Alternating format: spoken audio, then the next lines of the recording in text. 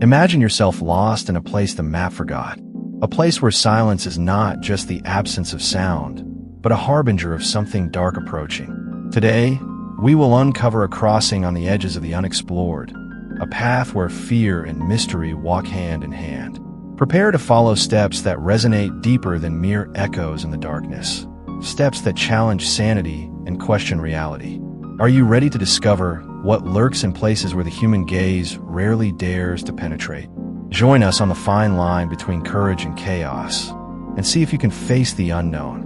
The morning had promised to be just another rare bird photography session in a splendid natural setting. However, as the hours unfolded, nature seemed to play a perverse game of transformation. The explorer, with his camera slung over his shoulder and the bird guide in his pocket, began to notice small anomalies in the environment that had previously seemed familiar. Marks on trees that he didn't remember seeing, muffled sounds that didn't belong to birdsong, leaves moving against the wind. Every tiny detail magnified the feeling of disorientation.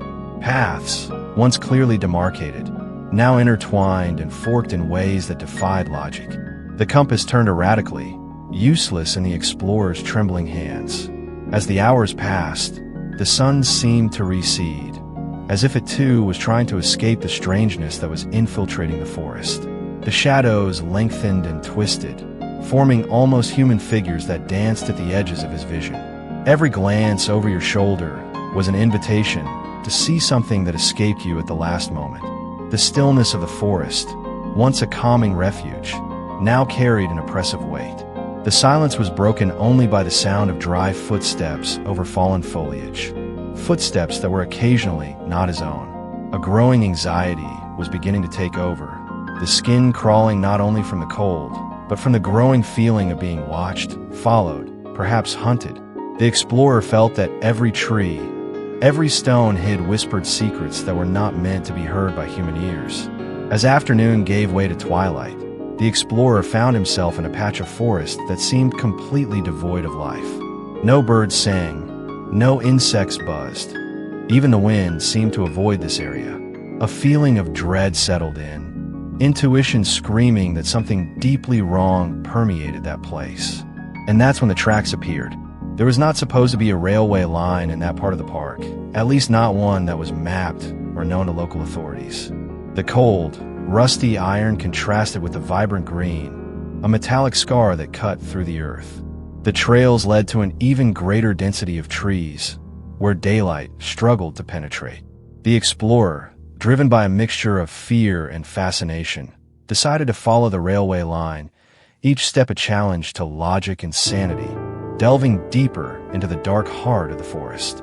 This was just the beginning of a night that promised to reveal horrors hidden beneath the tranquil surface of nature, where the true terror lay not in the creatures that lurked in the darkness, but in the secrets the land refused to release.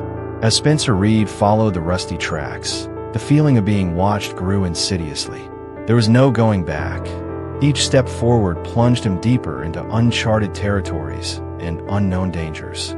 The initial encounter with the railroad had turned into a journey of disturbing discoveries. Reed, with his usual expertise and courage, could not predict that the path ahead would alter not only his understanding of the park, but of all reality. Driven by a curiosity that bordered on obsession, he let himself be guided along the old tracks, almost consumed by rust, that cut through the dense forest like the lines of a forgotten map. The air carried a heavy scent of metal and moss, a poignant reminder of untold stories. As he progressed, signs of lost civilization began to appear along the way. Shards of pottery, pieces of rotting fabric, and rusting tools. The sun was beginning to set, turning the sky a burnt orange that barely penetrated the thick foliage.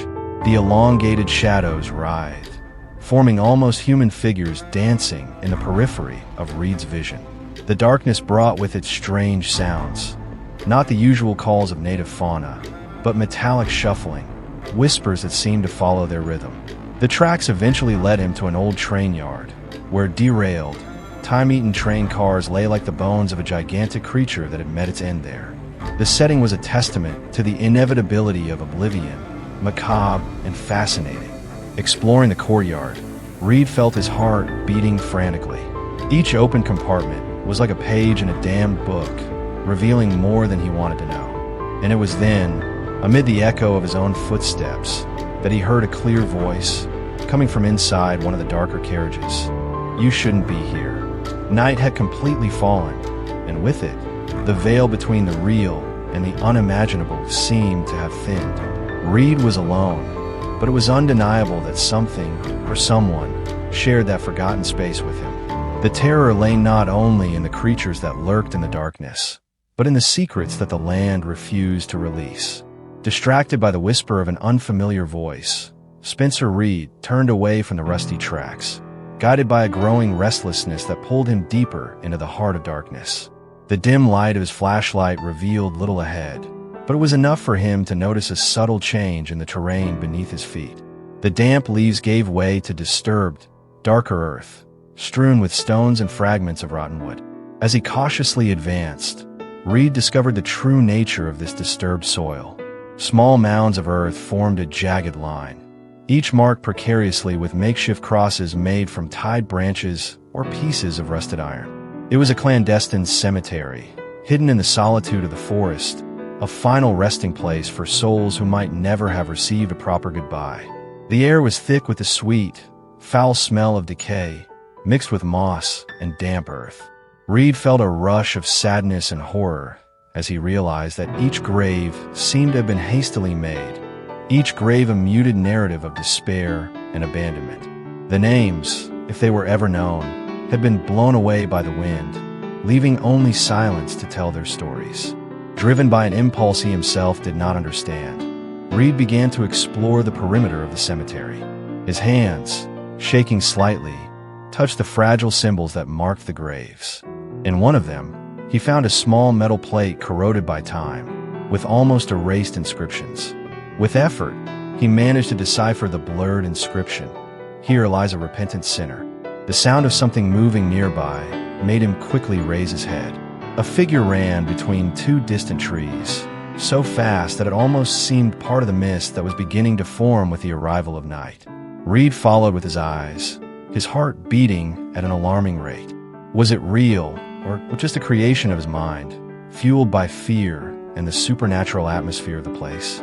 Determined not to let fear dominate him, he continued his exploration, noticing that some tombs were newer than others.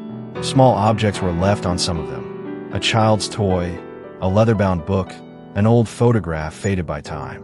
Each object seemed like a desperate attempt to keep the memory of whoever lay there alive. The full moon finally rose, casting a silvery light that penetrated the treetops and illuminated the tombs with an ethereal glow. The shadows of the crosses cast on the ground formed a grotesque pattern that danced with the whisper of the wind. Reed, now kneeling beside one of the graves, failed to notice the silhouette approaching silently from behind, a presence as much a part of the forest as any tree or shadow. Only when he felt the cold, unexpected touch on his shoulder did he turn around, his cry of surprise being lost in the vastness of the dark night. Leaving the eerie clandestine cemetery behind, Spencer Reed noticed a change in the environment. The forest, once dense and oppressive, suddenly opened up to reveal a yard of abandoned train cars.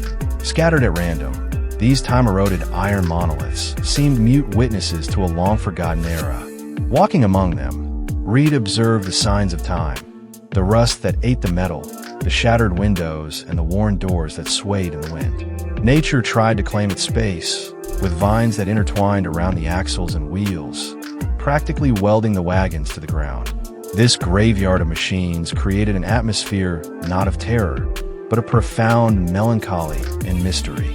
The echoes of their footsteps amidst the almost complete stillness were accompanied only by the intermittent dripping of water from the rusty structures. With each carriage he explored, Reed discovered traces of humanity: a forgotten sweater, an empty lunchbox, faded photographs that resisted the test of time. They were relics of past lives, left behind in the rush of unplanned abandonment. In one of the carriages, a particularly surreal discovery caught his eye: a collection of wax mannequins, each dressed in old-fashioned railway attire, positioned as if they were still operating the train. Some sat, staring blankly ahead, while others appeared to be in motion, caught in the middle of an action frozen in time. The scene, although inert, pulsed with a strange energy, as if at any moment life could return to these artificial bodies. Further along, Reed found a train car that served as a makeshift control room. Faded maps covered the walls, with routes drawn in red lines and handwritten notes that told of schedules and loads. The floor was covered in yellowed papers and technical diagrams. On a table, an old radio still hums with static, as if trying to capture the last waves of a long-silenced frequency. While investigating a suspicious sound, Reed came across an old camcorder pointed at the courtyard entrance. Curious, he played the tape found inside. The screen showed grainy images of himself entering the courtyard hours earlier, recorded from an angle that suggested observation, but with no sign of who might have positioned the camera there. The footage was accompanied by a low sound, a mechanical hum that intensified as he approached the lens. This discovery was unsettling, not because of the presence of anything supernatural, but because of what it implied. Someone had recently been there, watching, perhaps still hidden among the carriages. With the night deepening and the biting cold of reality enveloping the place, Reed felt a rush of adrenaline. He was not alone in this relic of the past, and his curiosity now had a new focus, discovering who else might be wandering among these fragments of forgotten history. Within the oppressive silence, a sudden voice appeared, sharp as the night cold. Spencer Reed, called the voice, in an almost casual tone, but with a timbre that chilled the spine. Reed turned, confronting the figure emerging from the shadows. The man approaching had a scruffy appearance, with clothes that seemed rescued from a forgotten time. "Who are you?" Reed demanded, the flashlight in his hands shaking slightly. "An observer. Nothing more," replied the man with disconcerting calm. "But make no mistake, Spencer. I'm crazy, but not stupid." His smile was disturbing, revealing not just a physical threat, but a deep psychological challenge. "What do you want with me?" Reed tried to keep his voice steady, even as fear began to overwhelm him.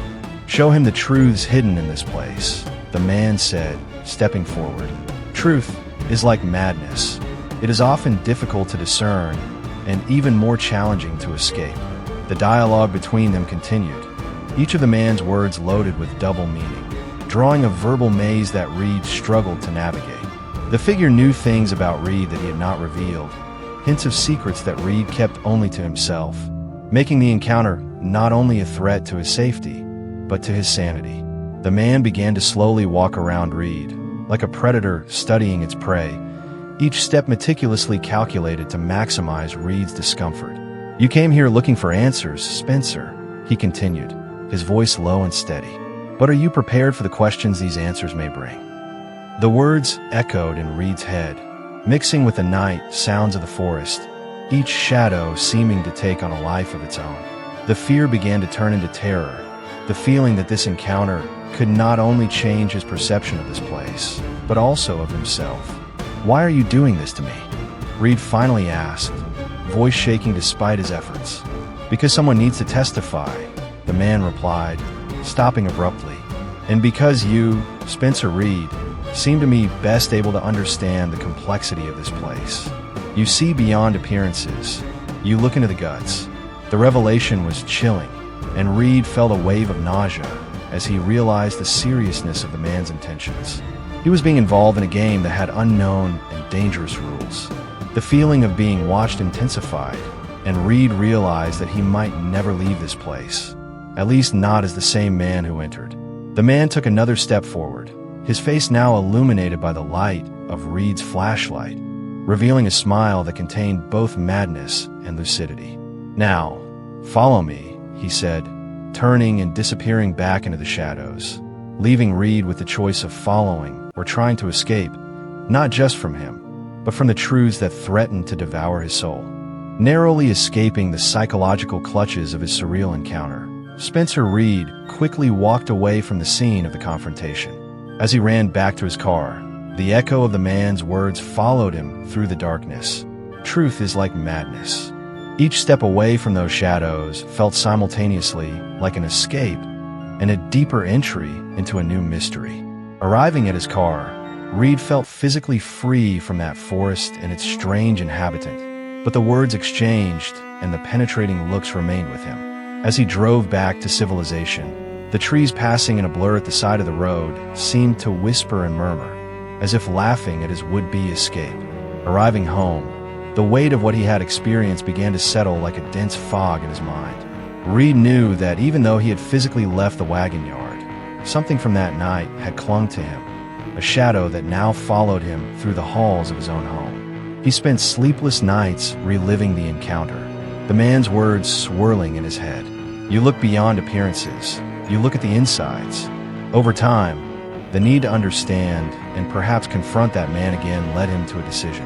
Reed began documenting everything, turning his trauma into a script for a video he would share online. "What would you do if you were in my shoes?" he asked rhetorically at the end of the video, inviting viewers to delve into his experience. He posted the video, and as the comments began to pile up, each response from viewers was a mirror reflecting their own concerns and fears.